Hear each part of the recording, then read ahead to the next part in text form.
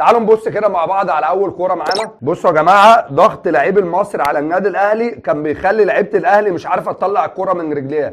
ادي الكوره اشرف داري اخر واحد في الملعب، طلع يمين يا عم ويخلص بيها. لا، ضغط عليه لعيب المصري، رجعها ورا للشناوي. الشناوي واقف على كورته، المفروض يلعب هنا ياسر ابراهيم.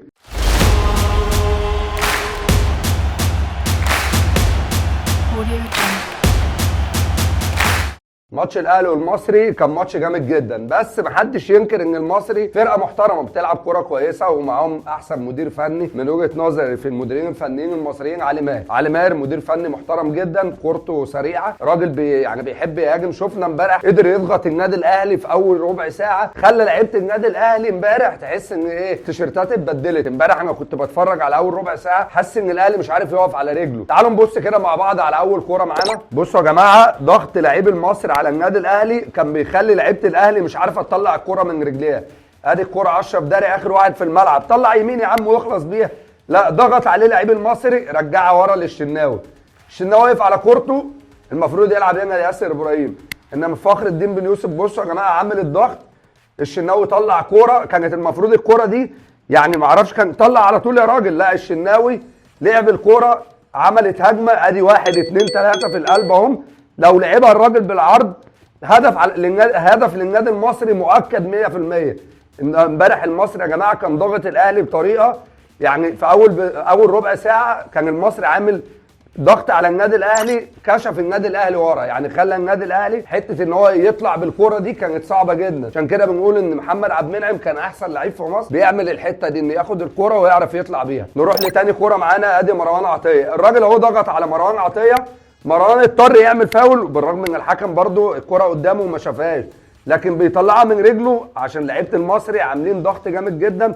بصوا هنا بقى يا جماعه، ادي معاه الراجل اهو بتاع المصري، معاه واحد على اليمين واثنين. المفروض هنا الباك موجود اللي هو يحيى عطيه الله، مش موجود. مين اللي غطى عليه؟ عمرو السوليه اهو. احنا بقى بنتكلم ان كل دي كور خطيره للمصري. ان علي ماهر يا جماعه من المدربين اللي بيعرفوا يعملوا ازاي الضغط على اللعيبه وينقلوا الكوره. امبارح لو كان المصري موفق في الشوط الاول كان خلص الماتش 2-0 اقل حاجه. بصوا يا جماعه، هنا ضربه ركنيه للاهلي عشان بس ابين لك ان المصري فرقه قويه جدا وبتعرف تعمل هجمه مرتده وبتعرف تضغط، فريق محترم جدا معاه مدير فني محترم.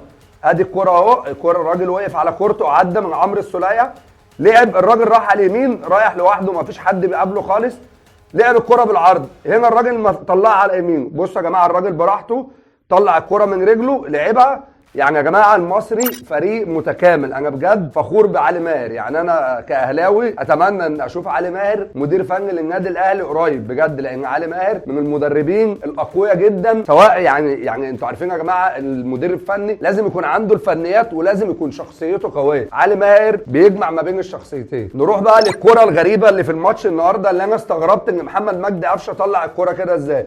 مروان عطيه قطع، لعب على طول لمحمد مجدي قفشه. ادي الناحيه الثانيه في 3، الراجل هبص عامل السهم اهو، السهم 4 من لعيبه النادي الاهلي على لعيب واحد من لعيبه المصري، ولكن رجع الراجل غطى عشان محمد مجدي قفشه المفروض لا يطلع الكوره على يمينه لا يطلعها على شماله ويخلص منها، كان هيبقى هدف مؤكد للنادي الاهلي. هنا امبارح بيبين ايه يا جماعه؟ ان النادي الاهلي لما بيقابل فرق قويه بيبقى عنده مشاكل. خلينا نتكلم بواقعيه. النادي الاهلي لما بيقابل فرق بتعرف تنظم نفسها في الملعب بيبقى عندنا مشكله، سواء في خط الظهر او في نص الملعب. انا بشوف ان اهم لعيب في نص الملعب دلوقتي مروان عطيه، بيقوم بمجهود كبير جدا جدا جدا. يا ريت مارسيل كولر يحط له لعيب قدامه ويريحه شويه، لان مروان عطيه من اللعيبه المهمين جدا، بس مش هيقدر يكمل بالوضع ده. النادي الاهلي بيضغط من نص الملعب بطريقه غريبه، ولما بيلاعب فرقه بتعرف تنقل كوره الاهلي بيبان ورا. والله بكلمكم بامانه يا جماعه، النادي الاهلي عنده مشكله كبيره جدا في خط الظهر. لا معلش، يحيى عطيه الله من اللعيبه الكويسين جدا، ولكن احنا مفتقدين علي معلول. الناحيه الثانيه